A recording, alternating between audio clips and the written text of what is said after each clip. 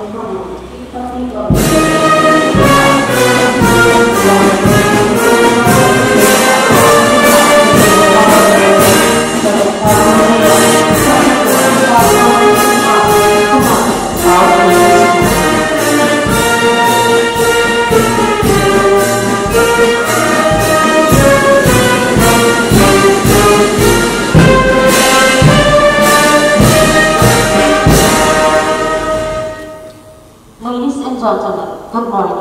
Welcome to Camp Pablo Quezon, San Miguel, Bulacan.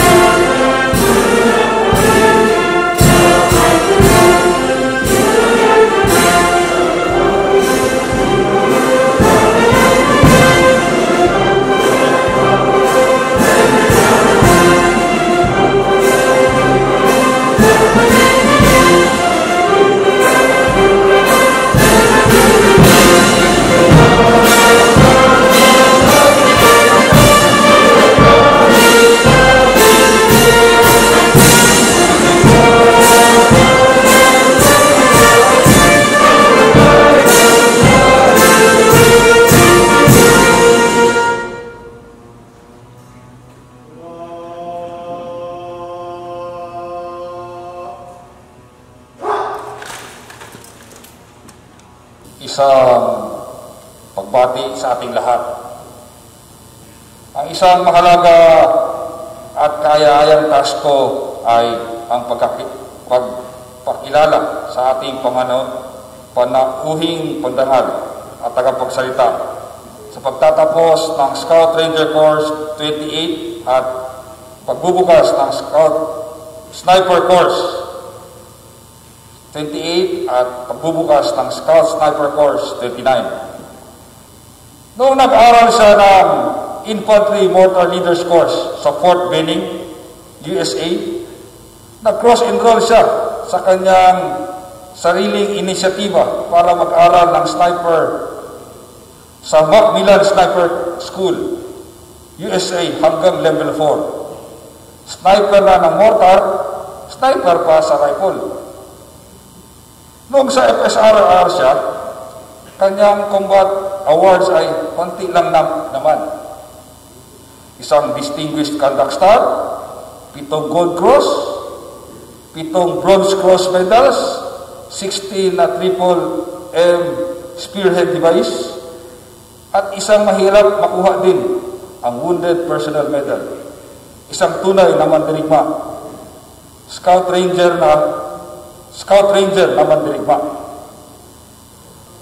At ang ating panangkuhing pandangal at pagsalita, Colonel Harold Magallanes Cabuno, Infantry, MMDS, Philippine Army. Palakpak!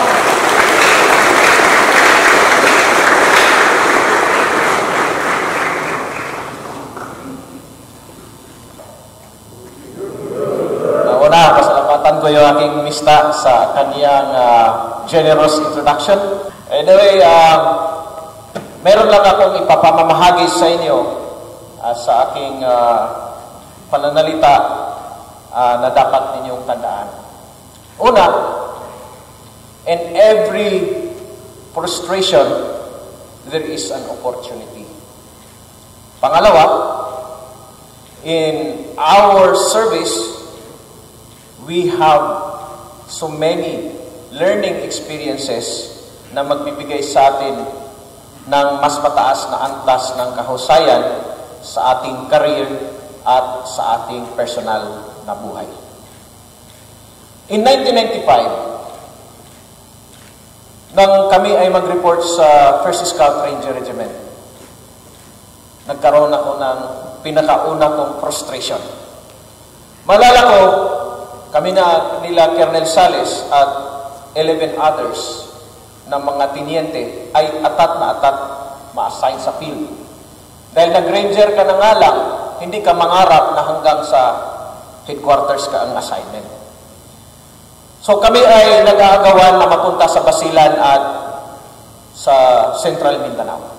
6th Company, 4th Company, 1st Company. Yan yung pinag-aagawan. Kasi iyon ang mga kilala na mga mandirigma, pinakamabagsik na mga kumpanya sa mga panahon na yon. Ang mga bayaning sundalo, kilalang bayaning sundalo, ay andon sa mga kumpanya na yon. Kaya kami ay nagbunutan. Sa awa ng Panginoon, nakuha ko yung 1st Scout Ranger Company na ang namuno noon ay si Captain Cirilito Subihana. So naghanda-handa na ako kasama ni Lieutenant Kamasan na mag-report papunta sa Basilan, sa TGP Sambuanga, Basilan. A day after, doon na ngayon ang frustration. Inanunsyo ni Captain Glenn Pahe, ang G1, na Mr. Cabuno, stay ka dito sa headquarters. Yun doon sa Fort Bonifacio pa noon. Magturo ka ng weights sa headquarters. Siyempre, sino ba naman yung matuwa? Na nakuha ko na, sinunod ko yung rule, bunutan, magre-report na nga lang ako, gawin pala akong tagaturo ng weights at judo. At yun ang dahilan kung bakit kinakatsawan ako ni Lieutenant Ginulbay, kaming 5 kami ng mga headquarters boys. Gani Criste, ako, Tom Pagayon, Cordoba. Kinakantsawan kami ng mga non-combatant. So, frustration yun para sa akin. Ngunit hindi ko alam na magiging opportunity. Dahil kami rin ang nauna na mag-undergo ng Scout Ranger course. At dahil kami unang naging full-time Scout Rangers, full-blooded Scout Rangers, naging mas mayabang kami sa nagtatawag sa aming non-combatant. Pinakitaan namin silang tabak. Sabi ko, kayo, mga road course ranger lang kayo. Kami, full-time ranger. Ngayon, ito na naman, full-time ranger na. Magre-report na naman kami sa kumpanya. Another frustration came. Ano yun? Itong si Major Roland Ditabali, pinatawag kaming 4. Cordoba, Pagayon, ako, Criste. Kayong 4. May sut-sut pa eh. Kayong 4. Sumali kayo sa shooting team. May statement ako. Sabi ko, sir, baka pwedeng mag-report na ako sa aking kumpanya. Sabi niya, Bakit? Matatapos mo ba yung gera kung mag-report ka sa kumpanya? Hindi, sir. So, sa ayaw at hindi namin, nag-report kami sa Fort Magsaysay 8 a.m. hanggang 5 a.m. every day. Nasa initan para maghasa ng marksmanship. Ang dalawa, sabi nila, sa inyo na lang yan. Magpatanggal kami dito sa elimination. So, ang natira, ako at si Gani Criste. At si Gani Criste ay naituro ulit na siyang mag-start ng class 1 ng sniper course. That was 1995.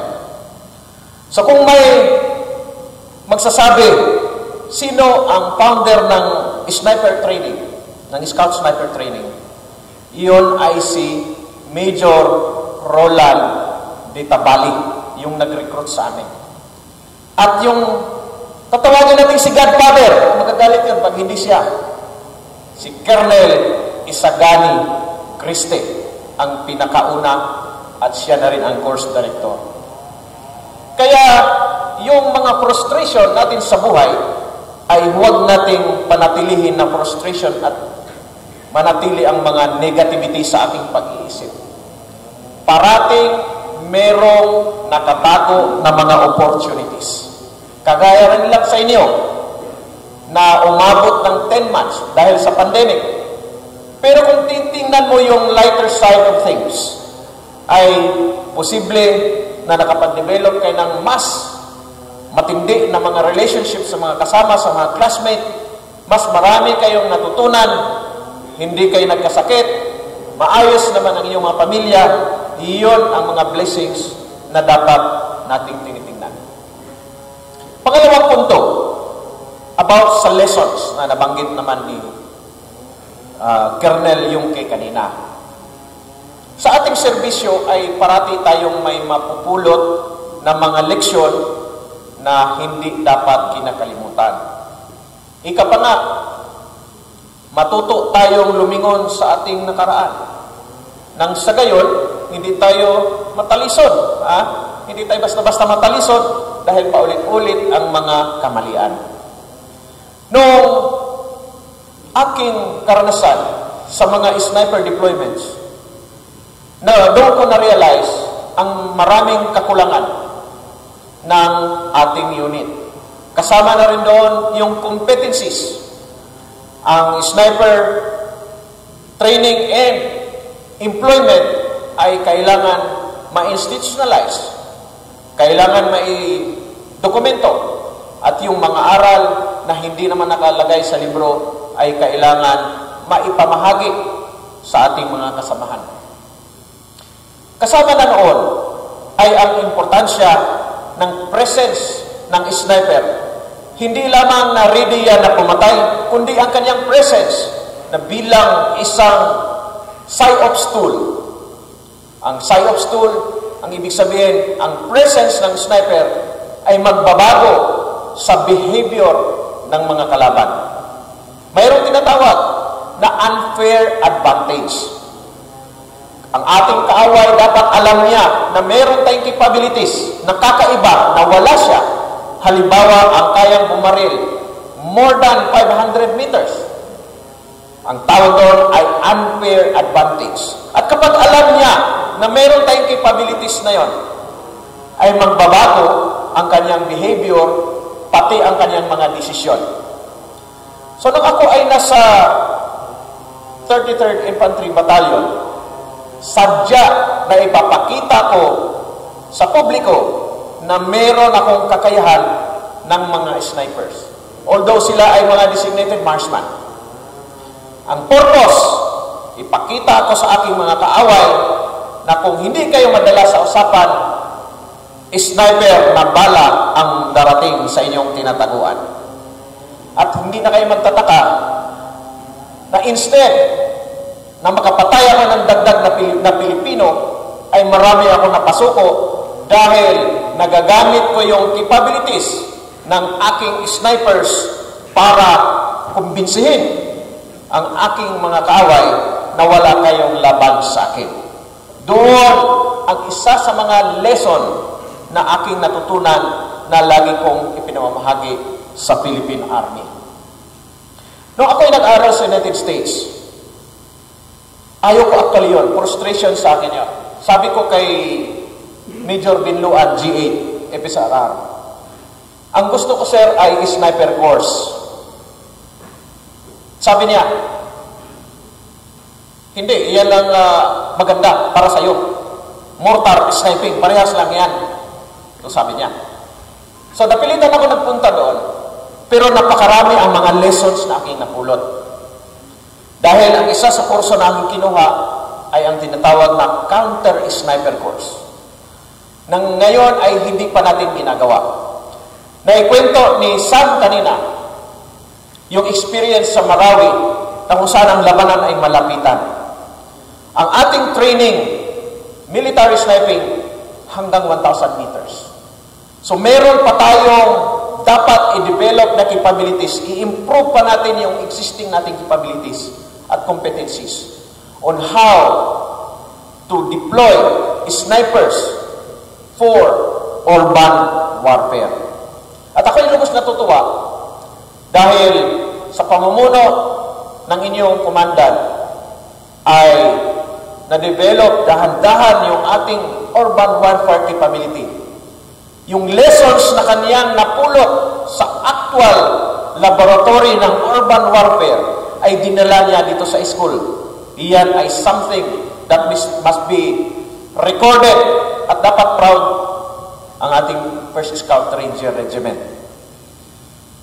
Ang sniping capabilities para sa urban warfare ay isa sa dapat mapaigting pa natin. Ang ibig sabihin kayo ng mga sniper qualified personnel ay pipiliin para sa isang separate course na kung tawagin ay counter sniper course or urban sniper course.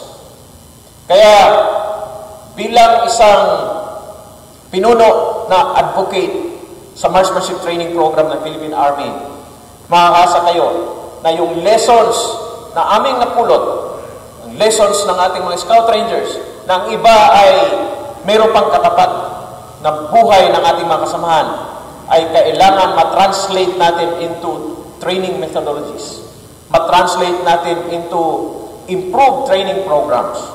Dahil ang gusto natin ay mapanatili natin yung mataas na antas ng kahusayan ng mga mandirigma na simula pa noong 1950s ay walang kupas ang pagpapakita ng kanilang kabayanihan sa pagsisilbi sa ating bayan. Maraming salamat. Magandang umaga sa inyo lahat. Thank you, sir, for the very inspiring message. Headquarters 1st Scout Ranger Regiment Philippine Army, Camp Pablo Tucson, San Miguel, Bulacan. The Scout Sniper Replica is here represented to Colonel Harold F. Cabunok, Infantry MFDS Philippine Army, Chief, Operation Research Center, Philippine Army. As a guest of honor, speaker during the joint closing and opening ceremony of Scout Sniper Corps Class 28-2020 and the opening ceremony of Scout Sniper Corps Class 29-2020. Given this 9th day of December 2020 at Headquarters 1st Scout Ranger Regiment, Camp Pablo Tucson, San Miguel, Bulacan. Signed, Colonel Freddy T. De La Cruz, Infantry MNSA, Philippine Army, Commander 1st Scout Ranger Regiment.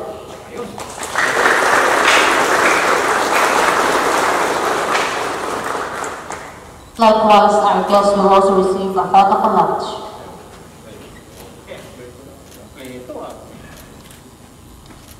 Sir, 1, 2, 3. One more, sir. 1, 2, 3. Thank you so much, sir.